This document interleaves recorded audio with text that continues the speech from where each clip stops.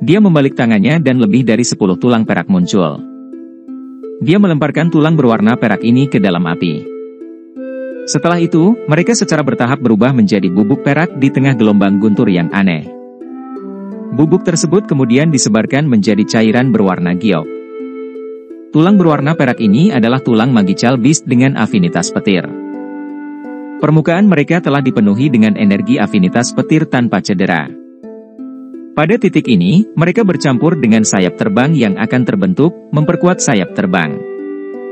Jika sayap bertemu badai petir, mereka akan dapat mencapai efek resonansi dengan energi afinitas petir di langit, memungkinkan kecepatannya meningkat. Xiao Yan mengeluarkan beberapa barang aneh dan unik dari cincin penyimpanannya satu persatu setelah melemparkan tulang perak ini ke dalam api.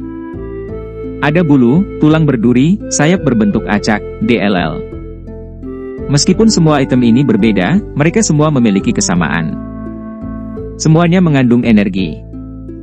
Meskipun energi yang dikandungnya tidak terlalu kuat, itu seperti menambahkan sayap ke harimau ketika datang ke apa yang akan diciptakan. Xiao Yan mempelajari cairan berwarna giok yang warnanya sedikit berubah. Dia perlahan menghembuskan napas dan mengubah segel yang dibentuk oleh tangannya. Orang dapat merasakan bahwa suhu api jantung teratai mengkilap mulai menurun. Penurunan ini tiba-tiba terhenti setelah dikurangi sampai batas tertentu. Akhirnya, itu memantulkan api hangat yang digunakan untuk merebus sesuatu sambil perlahan memanggang genangan cairan batu giok. Xiao Yan juga menghela nafas lega setelah melihat api memancarkan suhu hangat. Setelah itu, dia perlahan menutup matanya. Selanjutnya, dia meluangkan waktu untuk menyeduh pil.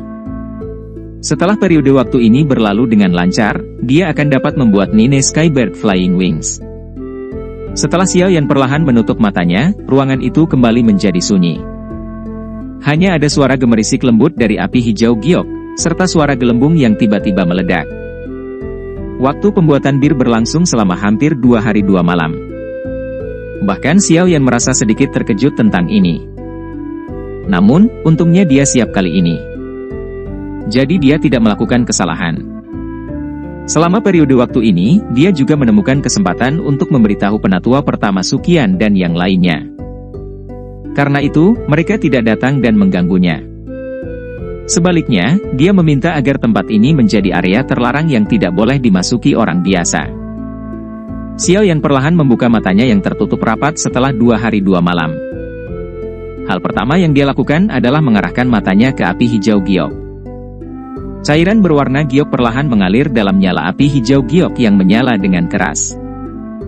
Pada titik ini, tampaknya sangat tebal seolah-olah akan mengeras. Tampaknya jika pemanggangan ini berlangsung beberapa jam lagi, cairannya mungkin berubah menjadi seikat batu giok keras. Xiao Yan dengan lembut menghembuskan napas. Kekuatan spiritualnya perlahan menyebar dari antara alisnya dan dengan cepat menyerbu api. Setelah itu, dengan lancar memasuki cairan berwarna giok yang sangat tebal. Cairan giok kental bergetar hebat setelah invasi kekuatan spiritual Xiao Yan. Tampaknya memiliki kekuatan hidup ketika mulai bergoyang. Cara dia bergerak seolah-olah tangan besar dan tak terlihat mencoba menarik sesuatu. Goyangan berlanjut selama setengah jam atau lebih sebelum stagnasi cairan batu giok anehnya berubah menjadi sepasang sayap tulang besar sepanjang 10 kaki. Cukup banyak duri perak sepanjang inci tumbuh di tepi sayap tulang. Sebuah petir samar bertahan di atasnya juga. Bagian lain dari tulang sayap juga memiliki garis-garis berwarna misterius dengan warna berbeda, memberikan penampilan yang sangat aneh dan indah. Jika dia menggunakan sepasang sayap ini untuk keluar dan terbang, kemungkinan dia akan terlihat sangat mencolok. Kegembiraan liar yang sulit disembunyikan melonjak ke mata Xiao Yan saat dia mempelajari sayap tulang yang telah dia bentuk. Dia bernapas dalam-dalam saat pikiran melewati pikirannya. Suhu api hati teratai yang bersinar tiba-tiba melonjak. Suhu hanya melonjak selama beberapa menit sebelum akhirnya berhenti. Ketika nyala api mulai kembali ke tubuh Xiao Yan, sayap tulang miniatur, seukuran tangan, memancarkan kilau samar batu giok, dan tetap tergantung dengan lembut di depan Xiao Yan. Kepuasan muncul di sudut mulut Xiao Yan saat dia melihat sayap tulang mini ini. Dia menggigit jari tengahnya dan setetes darah segar menetes. Itu mendarat di sayap tulang. Darah segar baru saja melakukan kontak dengan sayap tulang ketika mereka dengan cepat menyerapnya. Setelah itu, cahaya giok yang intens dipancarkan. Dengan suara getah, mereka berubah menjadi sinar cahaya dan menembak ke tubuh Xiao Yan.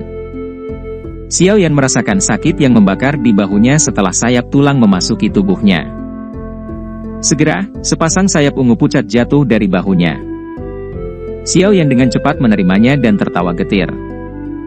Tanpa diduga, sayap tulang ini benar-benar sombong. Tanpa persetujuan pemiliknya, mereka telah melepaskan Purple Cloud Wing dari tubuhnya.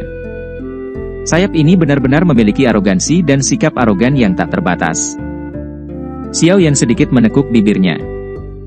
Pikirannya bergerak dan dia segera mendengar suara, "Ci, lo.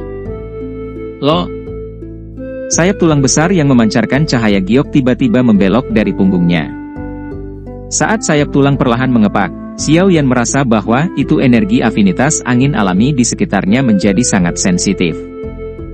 Dia tanpa sadar menjilat mulutnya. Tampaknya kali ini, dia benar-benar memurnikan harta karun itu. Meskipun sombong, tampaknya memiliki modal untuk menjadi. Sayap tulang dikepakkan dengan lembut. Suara yang mereka bawa seperti petir yang teredam dengan siulan liar. Setelah merasakan energi yang terkandung di dalam sayap tulang, Xiao Yan menyimpannya sambil merasa senang. Sayap tulang dengan cepat menyusut di tengah sedikit cahaya. Akhirnya, mereka berubah menjadi dua garis halus yang menembus tubuh Xiao Yan dan menghilang. Setelah sayap tulang memasuki tubuhnya, Xiao Yan merasakannya sebelum tanpa sadar mengeluarkan sedikit senyuman. Sekte Angsa Emas tidak mengandalkan keberuntungan untuk menjadi penguasa kekaisaran mereka. Apa yang disebut burung langit 9 sayap terbang memang misterius.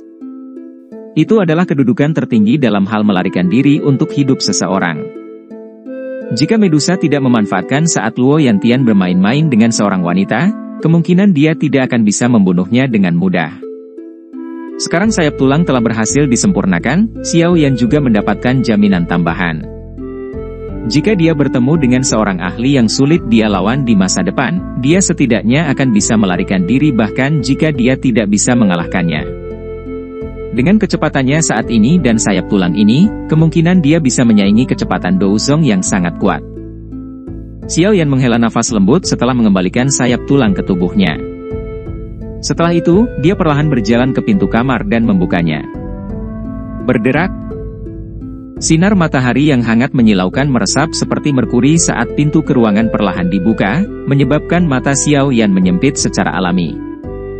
Sesaat kemudian, dia terbiasa dengan cahaya, jadi dia perlahan keluar dari kamar. "Kamu akhirnya keluar," suara wanita yang jelas ditransmisikan dari dalam halaman kecil di depan Xiao Yan setelah dia melangkah keluar. Yang terakhir mengangkat kepalanya, hanya untuk melihat sosok putih elegan duduk di samping meja batu. Selain dokter peri kecil, sikap seperti itu bisa dimiliki siapa lagi? Xiao Yan tersenyum. Dia berjalan ke halaman kecil dan duduk di samping dokter peri kecil. Dia kemudian berkata, "Apakah kamu terbiasa dengan akademi dalam ini?" "Iya." Dokter peri kecil tersenyum dan mengangguk. Dia dengan lembut menjawab, "Saya tidak pernah menikmati suasana seperti itu. Ini sangat menyenangkan." Xiao Yan terdiam saat mendengar kesedihan dalam nada dokter peri kecil. Dia tahu bahwa kehidupan dokter peri kecil sangat keras sejak dia masih muda. Dia telah berjalan ke titik ini sendirian. Jika dia bisa tinggal di Akademi Jianan untuk periode waktu ketika dia masih muda, karakternya mungkin tidak terlalu eksentrik.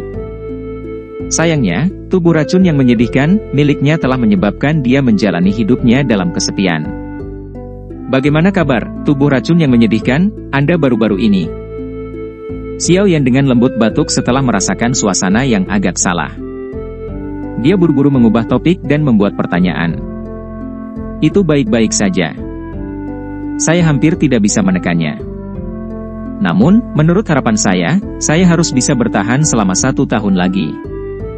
Pada saat itu, jika saya tidak dapat sepenuhnya mengendalikan tubuh racun yang menyedihkan, ini, mungkin, akan meletus sepenuhnya." Dokter peri kecil tersenyum sedikit, menguatkan perhatiannya, dan berbicara. "Lebih dari setahun ya," ekspresi Xiao Yan agak serius saat dia bergumam. Dia mengangguk dan menjawab dengan suara yang dalam, "Tenang, air liur transformasi tubuh Bodhisattva telah mendarat di tanganku. Yang saya butuhkan hanyalah mendapatkan monster core terakhir untuk mengendalikan tubuh racun yang menyedihkan Anda. Di masa depan, Anda tidak perlu lagi khawatir akan merugikan orang di samping Anda secara tidak sengaja. Ya, saya percaya kamu." Suara dokter peri kecil lembut saat dia berbicara. Sesaat kemudian, dia sepertinya teringat sesuatu dan berkata, "Itu benar. Penatua pertama Sukian mengatakan bahwa kamu harus pergi dan menemukannya di ruang pertemuan jika kamu keluar." Mereka sedang mendiskusikan bagaimana menyelesaikan masalah terkait menara penyulingan Ki Langit yang berkobar. Xiao Yan tersenyum dan mengangguk setelah mendengar ini. Dia melambaikan tangannya ke arah dokter peri kecil dan berkata, "Ayo pergi bersama." Setelah mengatakan ini, dia memimpin untuk berdiri dan berjalan keluar dari halaman kecil sebelum menuju ke arah di mana ruang pertemuan tetua berada. Dokter peri kecil di belakangnya ragu-ragu sejenak sebelum mengikuti. Bergerak. Pintu ruang rapat, yang dipenuhi dengan suasana hikmat, tiba-tiba dibuka. Dua sosok perlahan masuk. Beberapa sesepuh yang terlibat dalam diskusi buru-buru berdiri ketika mereka melihat mereka. "Hihi, kami telah menunggumu selama 2 hari," Sukian memandangi sesepuh akademi dalam yang telah menangkupkan tangan mereka ketika mereka melihat Xiao Yan. Dia tanpa sadar membelai janggutnya dan tertawa. "Maaf, ada masalah mendesak yang harus diselesaikan. Jadi, saya tertunda." Xiao Yan tersenyum agak minta maaf. Setelah itu, dia memimpin dokter peri kecil untuk mencari tempat duduk secara acak. Dia tersenyum dan memandang Sukian sebelum berkata, "Tetua pertama, kapan saya harus mengisi api hati menara pemurnian Ki Langit yang berkobar?" "Yang perlu Anda lakukan hanyalah mengucapkan kata itu. Xiao Yan pasti akan melakukan yang terbaik." Tidak ada terburu-buru, Sukian melambaikan tangannya saat dia menjawab, "Pengisian api hati biasa akan sangat luar biasa jika bisa paling banyak memungkinkan menara pemurnian Ki Langit terang bertahan selama 2-3 tahun. Namun, Anda akan pergi ke Central Plains yang jauh di masa depan. Pada saat itu, Anda tidak akan bisa datang dan pergi seperti sekarang. Oleh karena itu, kali ini kita harus menemukan jaminan jangka panjang." Xiao Yan sedikit mengangguk saat mendengar ini. Dia secara alami baik-baik saja dengan hasil ini jika memungkinkan. Lagi pula, dia juga tahu dengan jelas bahwa dia tidak akan bisa melakukan perjalanan ke akademi dalam setiap 2-3 tahun. Pada saat itu, jika api jantung yang jatuh kehilangan efeknya, siapa yang akan datang untuk mengisinya kembali?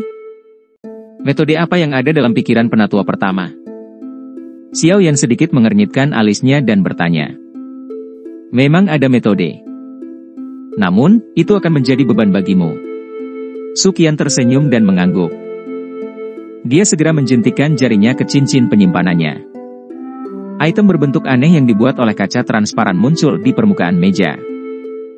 Dia menunjuk ke benda kristal kosong ini dan tertawa. Benda ini diciptakan oleh penjaga aula akademi dalam. Dia menyebutnya, pot pengumpulan api.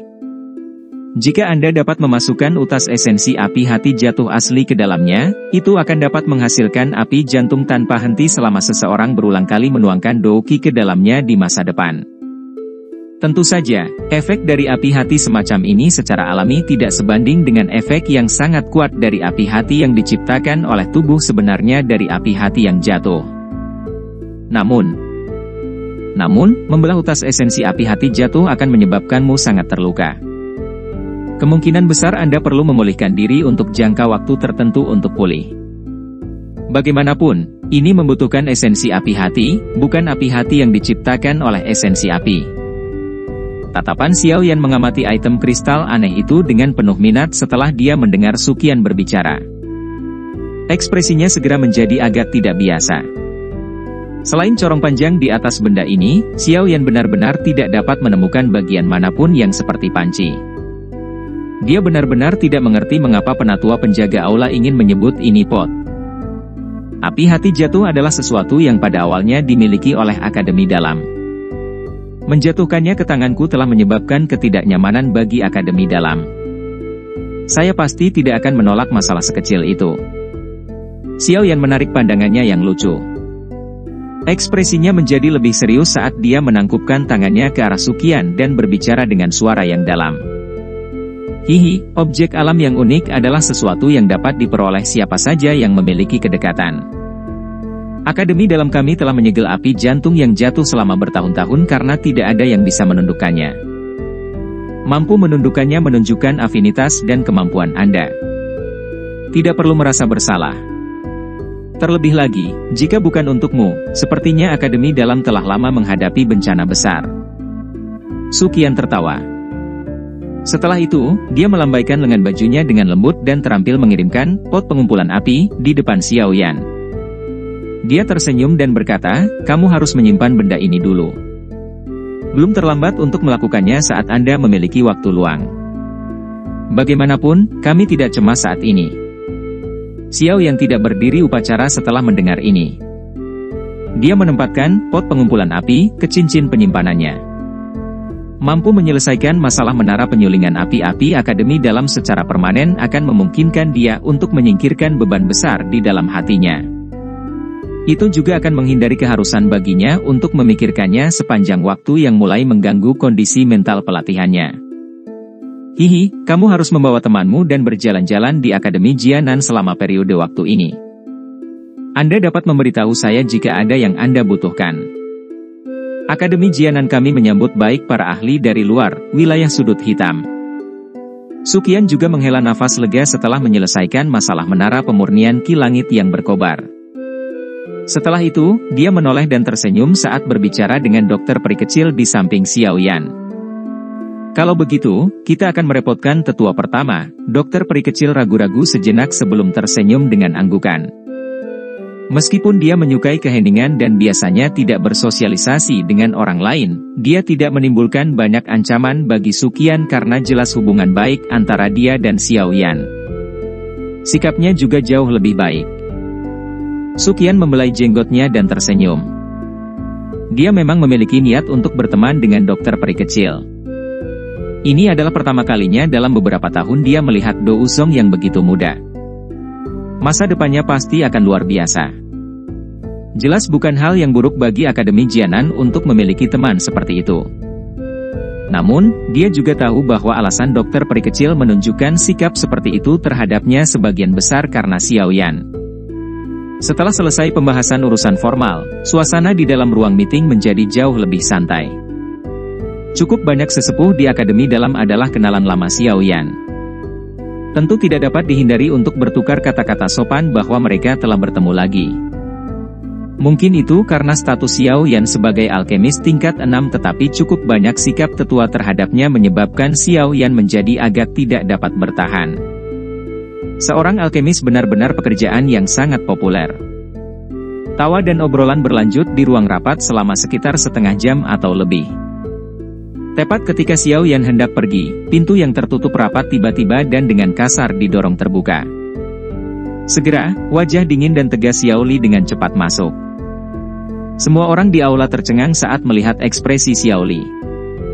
Sukian segera sedikit mengernyit dan bertanya, apa yang terjadi? Mata Xiao Li memandang sekeliling ruangan.